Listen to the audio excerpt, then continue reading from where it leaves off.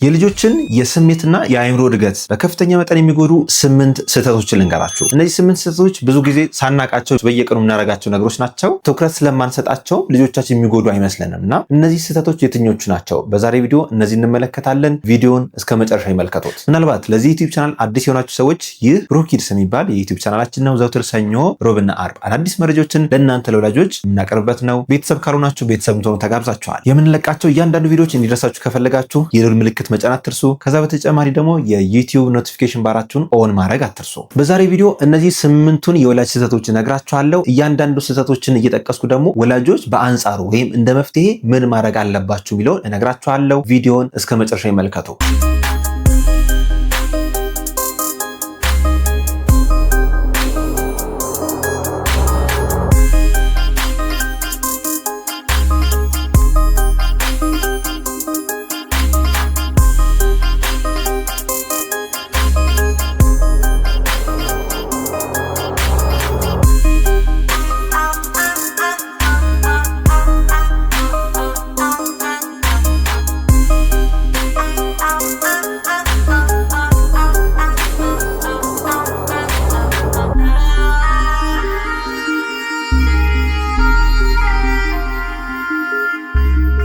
ልጆቻችን አእምሮ እድገት የሚወሰነው በእኛ በወላጆች ጥረትና እንክብካቤ ነው። ከዚህ በፊት እንደነገርኳችሁ የህፃናት አእምሮ የሚመሰረተው ወይም የሚያደርገው በሶስት ዋና ዋና ነገሮች ነው። አንደኛው የወላጅ እንክብካቤና ጨዋታ ነው። ሁለተኛው እንቅልፍ ነው። ሶስተኛው ምግብ ነው። ከነዚህ ውስጥ እንግዲህ የመጀመሪያውን ፖይንት በተመለከተ ብዙዎቻችን ሳናውቀው የምንሰራቸውን ስህተቶች በዛሬ ቪዲዮ እንመለከታለን። አንደኛው ስህተት ኦቨር ስቲሙሌሽን ይባላል። ያ ማለት አካባቢያችን በሙሉ በድምፅ መሙላትና መበከል። ለምሳሌ ቲቪ መክፈት፣ ሞባይል መክፈት፣ እዛ ማንጫጫት፣ ብዙ ነገሮችን በአንድ ጊዜ እንዲሰሙ ማድረግ። ይህ ኦቨር ስቲሙሌሽን ያስከስታል። በተለይ ህፃናት ከቲቪና ከሞባይል ጋር በተገናኘ ቀጥታ ባያዩት እንኳን ተከፍቶ እነሱ ጨዋታቸውን የሚያደርጉ ከሆነ እሱም በራሱ ችግር ያመጣል። ቀጥታ ማየት ከፍተኛ ጉዳት ያመጣል። ይህንን በተደጋጋሚ በብዙ ቪዲዮዎች ነግሬያቸዋለሁ። ቀጥታ ለህፃናት ቲቪም ሆነ ሞባይል ከ2 ዓመት በታች ክልክል ነው፣ አይፈቀድም። ኢቭን ቀጥታ ባይመለከቱትም በጎን ለምሳሌ እነሱ ስራቸውን እየሰሩ እየተጫወቱ ቲቪ የሚከፈት ከሆነ ዲስትራክትድ ይሆናሉ። አንደኛ። ሁለተኛ የሚሰሙት ድምፅ በሙሉ እንደ ባክግራውንድ ኖይዝ አክሰፕት ማድረግ ይጀምራሉ። ያ ማለት ትክክለኛ ድምፅ አይደለም፣ ኢግኖር ማድረግ አለብኝ የሚል ነገር ይኖራቸዋል። ስለዚህ ለሰማቸው ሪስፖንድ አያደርጉልንም፣ ስንጠራቸው አይመልሱልንም፣ ስናዛቸውም አይመልሱልንም።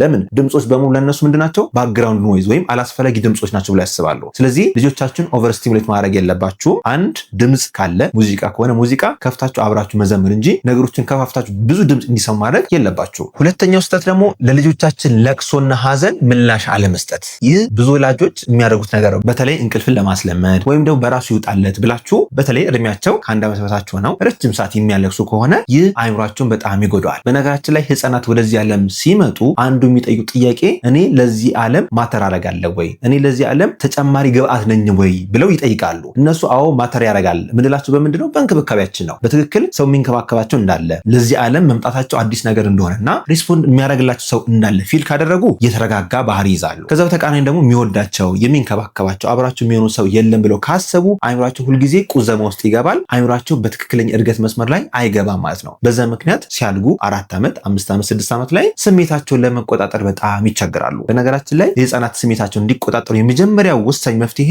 የወላጅ እንክብካቤና የወላጅ አቴንሽን መስጠት ነው። ስለዚህ ልጆቻችሁ ከ1 ዓመት በታች ሆነው የሚፈልጉት ነገር ካለ ቶሎ አድርጎላቸው። ዲሲፕሊን የሚባለው ነገር የምናመጣው ከ2 ዓመት በኋላ ስለሆነ። ክፍት የስራ ቦታ ለካሽርና እንግዳ ተቀባይ ባለሙያዎች። ብሩክ ኪድስ ልዩ የህፃናትና ታዳጊዎች ክሊኒክ ልምድ ያላቸውን ካሽርና እንግዳ ተቀባይ ባለሙያዎችን አወዳድሮ መቅጠር ይፈልጋል። ብዛት 2 ጾታ ሴት። የስራ ልምድ በአገልግሎት ሰጪ ተቋማት በካሽርነት 1 ዓመትና ከዛ በላይ ልምድ ያላት በክሊኒክ ወይም በሆስፒታል የሰራች ቢሆን ይመረጣል። ካሽ ሬጂስተሪ ማሽንን በትክክል መጠቀም የምትችል በቂ ክህሎት ያላት፣ የማታ ስራ ወይም የአዳሪነት ስራን ለመስራት ፈቃደኛ የሆነች፣ በአካውንቲንግ ወይም ተያያዥ ትምህርት ዘርፍ ዲፕሎማ ወይም ዲግሪ ያላት፣ ታካሚዎችን በትዕግስትና በፍቅር ማስተናገድ የምትችል፣ የተጣራ ደሞዝ 8,000 ብር፣ በተጨማሪ የማታ ስራ ጥቅማጥቅም ዲዩቲ ተጨማሪ ክፍያ ይኖረዋል። የስራ አድራሻ አዲስ አበባ ጦር ኃይሎች አጉስት አካባቢ ነው። የስራ ቦታው ብሩክ ኪድስ ልዩ የህፃናትና ታዳጊዎች ክሊኒክ። አመልካቾች ሲቪያቸውና ፎቶቸውን ከታች ባስቀመጥነው ቴሌግራም ሊንክ ላይ መላክ ይችላሉ። ወይም ቴሌግራም ላይ @ብሩክ ኪድስ ክሊኒክ ብለው እዛ ላይ ሲቪያቸውን አታች ማድረግ ይችላሉ። ሶስተኛው የወላጆች ስህተት ደግሞ በከፍተኛ ድምፅ ልጆችን ማናገር። በነገራችን ላይ ለልጆች የህፃናት ድምፅ ቶኑ ማተር ያደርጋል። ለምሳሌ በለሆሳስ አንድን ቃል ስንላቸውና ጮክ ብለን ሳናስብ ወይም በድንገት የምንናገረው ነገር አእምሯቸው ብርግግ እንዲል ያደርጋል፣ ያስጨንቃቸዋል። ስለዚህ ስናናግራቸው እኛ ራሳችን ተጨንቀን ከሆነ መጀመሪያ ራሳችንን ማረጋጋት ዴፕ ብሬዝ በመውሰድ ወይም ደግሞ ራሳችን አረጋግተን ወደ እነሱ መሄድ እንጂ በጭንቀት ውስጥ ሆነን ወይም ደግሞ በፍርሃት ውስጥ ሆነን ጮክ ያለ ድምፅ ስናወጣ እነሱም ይበረግጋሉ። ፊታችንን በደንብ ያነቡታል። በነገራችን ላይ ህፃናት ፊት በደንብ ያነባሉ። ገና ከ4 ወር ከ5 ወር ጀምሮ በደንብ ፊታችን ስለሚያነቡት የድንጋጤ ፊት፣ የጭንቀት ፊት እንዲሁም ደግሞ ከነሱ የተለየ ፊት ማሳየት የለባቸውም። ከዛ ይልቅ ለነሱ ሙሉ አቴንሽን እንደምትሰጧቸው ፊል ማድረግ ይኖርባቸዋል። ስለዚህ ድምጻችሁን ለስለስ አድርጉላቸው፣ አታስደንግጧቸው። በነገራችን ላይ ከዚህ በፊት ልጆቻችን ላይ መጮህና መቆጣት ምን አይነት የአእምሮ ጠባሳ ሊያስከሰት እንደሚችል በዚህ ቪዲዮ ሰርቼላችሁ ነበርና ይህን ቪዲዮ ወደኋላ መለስ ብላችሁ ብታዩት ደስ ይለኛል። በተለይ ታዳጊ ህጻናት ላይ መጮህና ከፍተኛ ቁጣ አእምሮ ላይ ጠባሳ ያመጣልና እሱን እንድታዩት እጋብዛችኋለሁ። ይህን ቪዲዮ ለማግኘት ከታች ያለውን የፕሮፋይል ምስል በመጫን ከዛ በመቀጠል ደግሞ ቪዲዮ ሲለውን በመጫን ወደኋላ ከዚህ በፊት የተሰሩ ከ300 በላይ ቪዲዮዎች አሉ። እነሱ ውስጥ ታገኙታላችሁ። ወደ ሶስተኛው ፖይንት ከማለፌ በፊት አንድ ነገር ላስታውሳችሁ። ብሩህ ኪድስ ልዩ የህጻናትና ታዳጊዎች ክሊኒክ 24 ሰዓት ስራ ከጀመረ ነው 1 ዓመት ከ6 ወር አልፎታል። በዚህ ክሊኒክ እጅግ ዘመናዊ ላቦራቶሪ በተጨማሪም አልትራሳውንድ ይገኛል። የ24 ሰዓት አገልግሎት ማግኘት ከፈለጋችሁ ከታች ባሉ ስልኮች ደውላችሁ በአካል መምጣትና ህክምና ማድረግ ትችላላችሁ። ሶስተኛው የወላጅ ስህተት ደግሞ የልጆቻችን ፍላጎት አለማዳመጥና ኔግሌክት ማድረግ። ለምሳሌ የሚፈልጉት አንድ ኳስ ከሆነ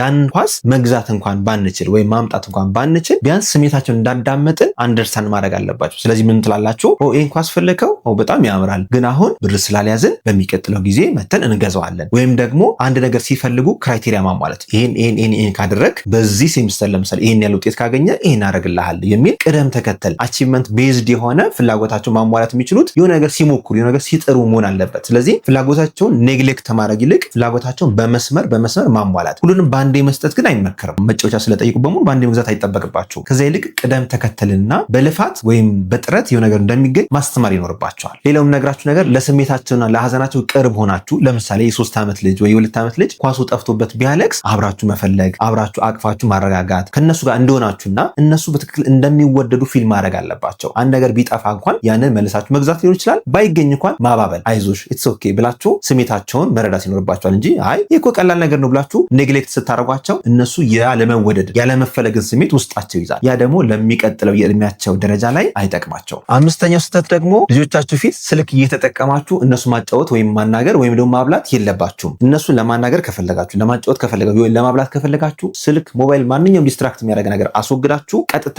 ሙሉ ትኩረታችሁን ለልጆቻችሁ ልትሰጡ ይገባል። በተለይ ደግሞ ከ2 ዓመት በታች ምንም አይነት ቲቪ ወይ ሞባይል ወይ ሌላ ነገር መጠቀም የለባችሁም። ለምን መሰላችሁ? እናንተ ተጠቀማችሁ ማለት እነሱ መጠቀም አለባቸው ማለት ነው። ምክንያቱም የሚኮሩ ልጆች ከኛ ስለሆነ። እናንተ ግን ራሳችሁን ከስክሪን የምታርቁ ከሆነ እነሱም ከስክሪን ራሳችሁን ያርቁና ከቨርቹዋል ኦቲዝም ከኤዲኤችዲ ወይም ስክሪን አሶሺየትድ ዴቨሎፕመንታል ዲሌይ ከምንላቸው የስነ አእምሮ ችግሮች በሙሉ ራሳቸውን ንጹህ አድርገው ማሳደግ ይችላሉ ማለት ነው። እናንተም ልጆቻችሁን ስታጫወቱ ሞባይል፣ ቲቪ ባትጠቀሙ ይመከራል። ከ2 ዓመት እስከ 5 ዓመት ላሉ ህጻናት ሆነው ብትከፍቱ እንኳን ማክሲመም የሚፈቀደው 1 ሰዓት ነው። ስታጫወቷቸው ደግሞ ሙሉ ትኩረትን ከነሱ ጋር ብታሳልፉ፣ ብታዋራቸው፣ ብታነቃቋቸው መልካም ነው የሚሆነው። ስድስተኛው የወላጅ ስህተት ደግሞ ህጻናትን አለማዋራት። አንዳንድ ሰው በባህሪው ዝምተኛ ነው ወይም ቁጥብ ነው። ሆኖም ግን ልጆችን አለማዋራት ማለት ልጆቻችሁ አእምሮ እንዳድግ አረጋችሁ ማለት ነው። በነገራችን ላይ ብዙ ቃላትን ሰምተው ያደጉ ህጻናት 3 ዓመት 4 ዓመት ላይ የአይኪው መጠናቸው ከፍ ያለ ይሆናል። ትንሽ ቃላትን የሰሙና ቤት ውስጥ ማንም ስቲሙሌት የሚያደርጋቸው የሚያናገራቸው የሚያጫውታቸው ሰው ከሌለ ደግሞ የአይኪው መጠናቸው ይቀንሳል። በነገራችን ላይ አንድ ትልቅ ጥናት እንደሚያመለክተው ከሆነ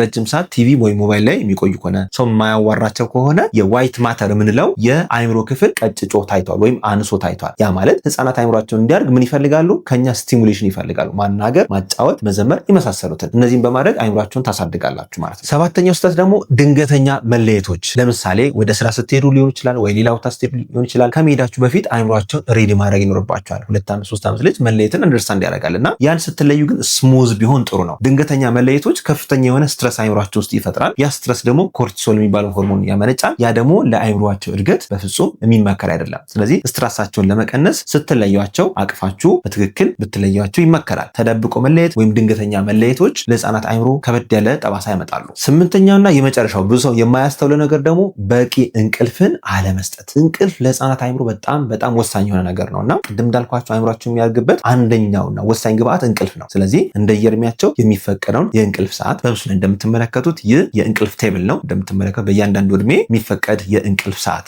ሰንጠረዥ ነው። ይህንን ተግባራዊ ማድረግ ይኖርባቸዋል። ህፃናት በጣም ሳይደክሙ ምሽቱ 3 ሰዓት በኋላ መተኛት ካለባቸው እንቅልፍን አስለምዳችሁ ማስተኛት ይኖርባቸዋል። ለመሰላችሁ ህፃናት ማታ ሲተኙ በቂ እንቅልፍ ሲያገኙ ሜሞሪ በደንብ ዲቨሎፕ የሚያደርገው ሂፖካምፓስ የሚባለው በደንብ አክቲቭ የሚሰራው ማታ ነው። ከዛ በተጨማሪ አእምሯቸው የማይሊኔሽን ፕሮሰሱ በሙሉ በደንብ የሚጠናቀቀው እና የግሮዝ ሆርሞን በደንብ የሚመረተው ማታ በእንቅልፍ ሰዓት ላይ ነው። ስለዚህ እንቅልፋቸውን በደንብ ትኩረት አድርጋችሁ እንዲተኙ ማድረግ ይኖርባቸዋል ማለት ነው። ለዛሬ ያለኝ መረጃ ይህን ይመስላል። ሀሳብ አስተያየት ካላችሁ የሚያልገባችሁ ነገር ካለ ከታች ኮሜንት ላይ ጻፉልን። እናንተም ቤተሰብ ሆናችሁ ዘውትር ሰኞ፣ ሮብና አርብ ምሳ ሰዓት ላይ የምንለቀው መረጃ ለእናንተ እንዲደርሳችሁ ማድረግ ትችላላችሁ። ዶክተር ፋሲል ነኝ፣ የህፃናት ስፔሻሊስት ሐኪም ከብሩህ ኪድስ ልዩ የህፃናትና ታዳጊዎች ክሊኒክ። መልካም ጊዜ